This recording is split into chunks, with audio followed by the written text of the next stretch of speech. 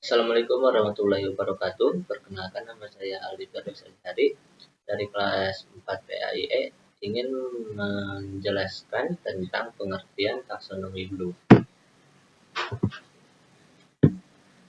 Yang pertama ada pengetahuan faktual. Pengetahuan faktual meliputi elemen-elemen dasar yang digunakan oleh para pakar dalam menjelaskan, memahami, dan secara sistematis menata disiplin ilmu mereka. Pengetahuan faktual berisikan elemen-elemen dasar yang harus diketahui siswa jika mereka akan mempelajari suatu disiplin ilmu atau menyelesaikan masalah dalam disiplin ilmu tersebut. Pengetahuan faktual terbagi menjadi dua, yaitu pengetahuan tentang terminologi dan pengetahuan tentang detail dan elemen-elemen yang spesifik. Lalu untuk selanjutnya ada pengetahuan konseptual. Pengetahuan konseptual mencakup pengetahuan tentang kategori, klasifikasi, dan hubungan antara dua atau lebih kategori pengetahuan yang lebih kompleks dan tertata. Pengetahuan konseptual meliputi skema, model, mental, dan teori yang mempresentasikan pengetahuan manusia tentang bagaimana suatu materi kajian ditata dan distrukturkan. Bagaimana bagian-bagian informasi saling berkaitan secara sistematis dan bagaimana bagian ini berfungsi bersama. Lalu selanjutnya adalah pengetahuan prosedural. Pengetahuan prosedural pengetahuan tentang cara melakukan sesuatu. Pengetahuan ini mencakup pengetahuan tentang keterampilan algoritma, teknik, dan metode, yang semuanya disebut dengan prosedur. Pengetahuan prosedural berkaitan dengan pertanyaan atau bagaimana. Pengetahuan prosedural ini terbagi menjadi tiga, yaitu pengetahuan tentang keterampilan dalam bidang tertentu dan algoritma, pengetahuan tentang teknik dan metode dalam bidang tertentu, dan pengetahuan tentang kriteria untuk menentukan kapan harus menggunakan prosedur yang tepat. Untuk selanjutnya ada pengetahuan metakognitif. Pengetahuan ini merupakan dimensi baru dalam taksonomi revisi.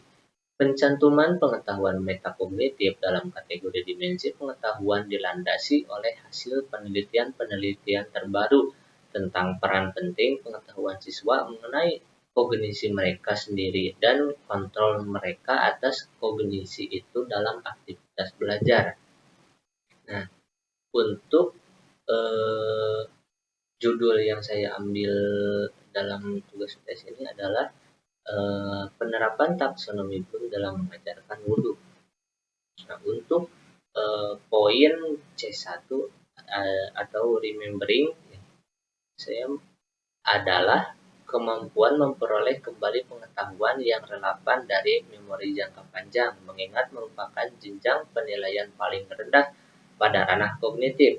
Pada tingkat ini, peserta didik dituntut untuk mampu mengenali, menggambarkan, dan menyebutkan bahan-bahan yang baru saja dipelajari.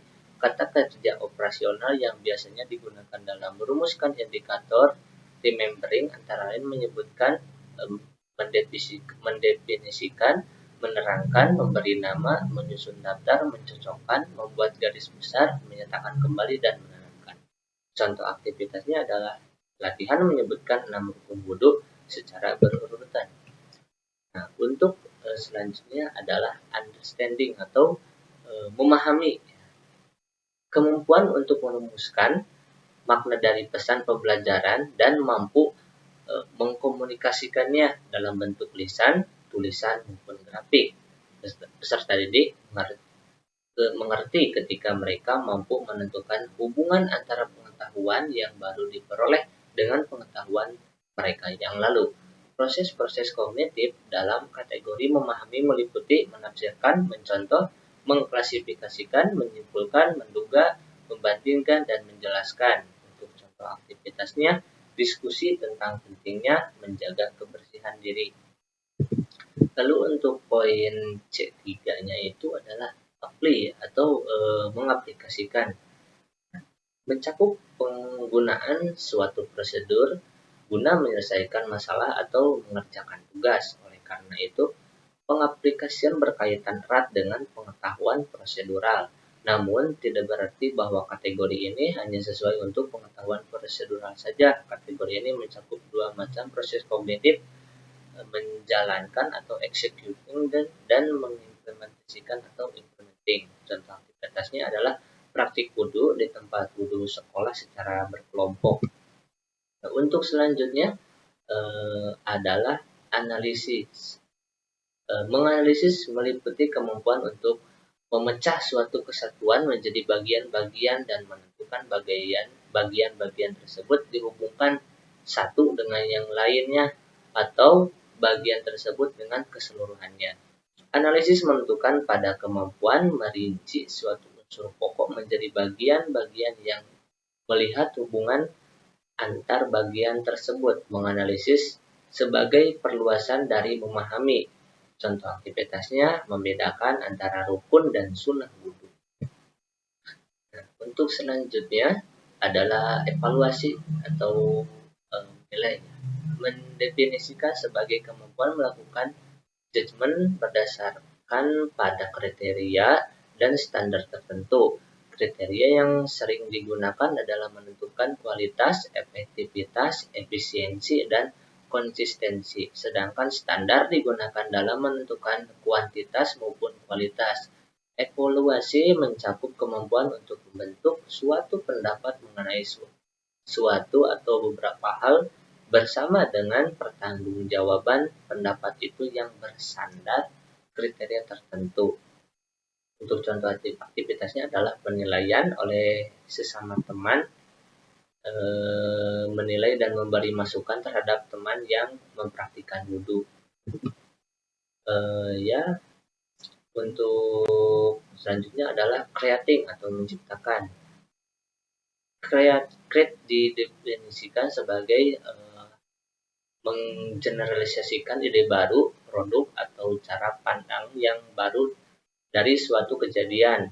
Create di sini diartikan sebagai meletakkan beberapa elemen dalam suatu kesatuan yang menyeluruh sehingga terbentuklah dalam satu bentuk yang koheren atau fungsional. Peserta didik dikatakan mampu menciptakan jika dapat membuat produk baru dengan merombak beberapa elemen atau bagian ke dalam bentuk atau struktur yang belum pernah diterangkan oleh guru sebelumnya.